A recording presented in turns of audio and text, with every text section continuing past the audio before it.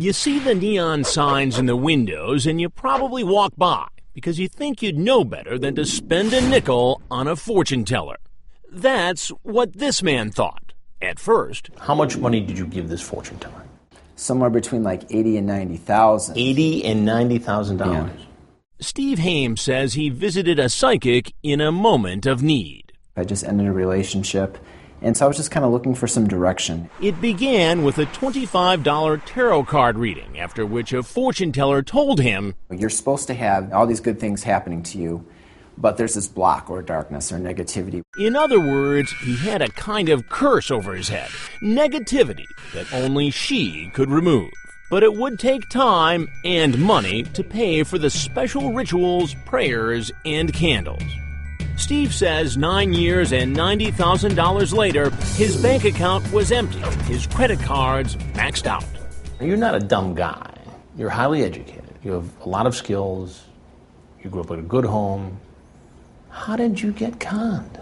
I can't even begin to describe how good they are at this in terms of just being convincing and really trying to paint this picture in your mind that they have all the answers. And Steve's not alone. Lately, there have been headlines, victims losing thousands, some going to court, others too ashamed to talk about how they'd been taken. Now, Hames runs a website, gypsypsychicscams.com, which tries to help other victims, like Jill Pilo, whose husband Richard seemed to have an addiction to his fortune teller. I thought he had another woman on the side, in all honesty. Yeah, you thought he was cheating. I thought he was cheating. But he wasn't cheating. He was going here to this Chicago storefront to visit a psychic who claimed he too was the victim of an age-old curse.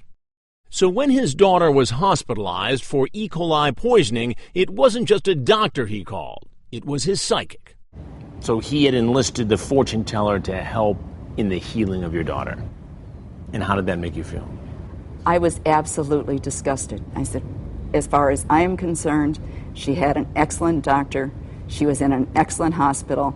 It was their care that she was healed and that she is okay. It was no psychic.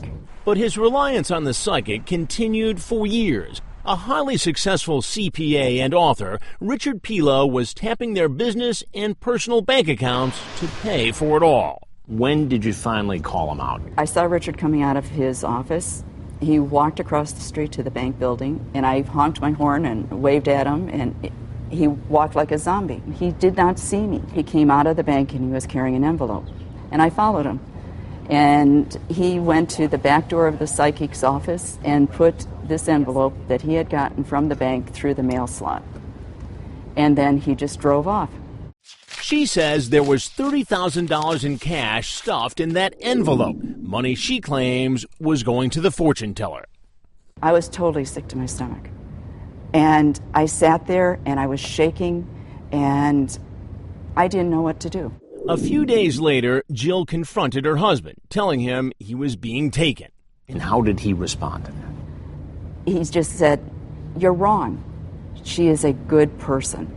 And I said, "Richard, whatever she's got on you, we'll work it out. We will get through this. But please stop." But he didn't stop. According to his wife, it went on and on. Among the items he got for his money, things that would supposedly remove the curse. Crystals, along with... This is dirt. Sticks. I have no idea, but they are definitely sticks. Finally, she filed for divorce.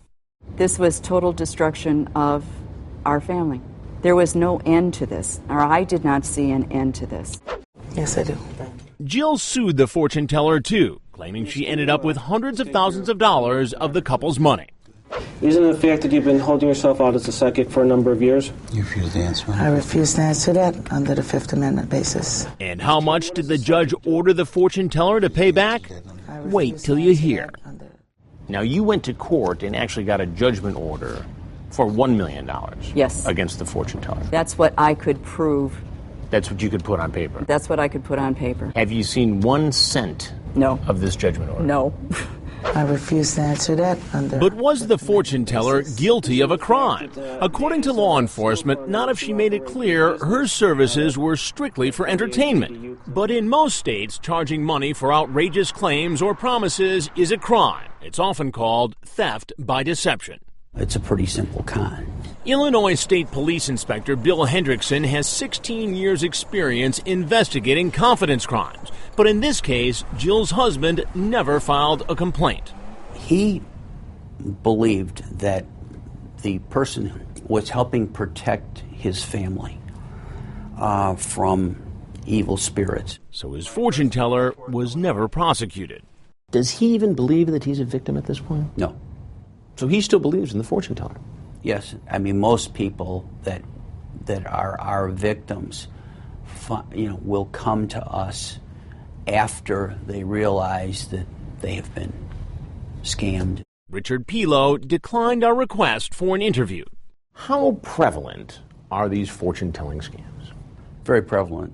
We estimate that at the bare minimum, they make approximately $250,000 per year. $250,000 a year? Yes. And he says some of them are part of larger criminal enterprises involved in home repair frauds or home invasion burglaries. And how do they choose a victim? Whether it's fortune-telling or ruse entry burglaries or whatever it is, deals on the sizing up of the particular individual. We're about to see just what can happen nowadays when you knock on the door of a fortune teller with a pocket full of cash and the hope of seeing the future.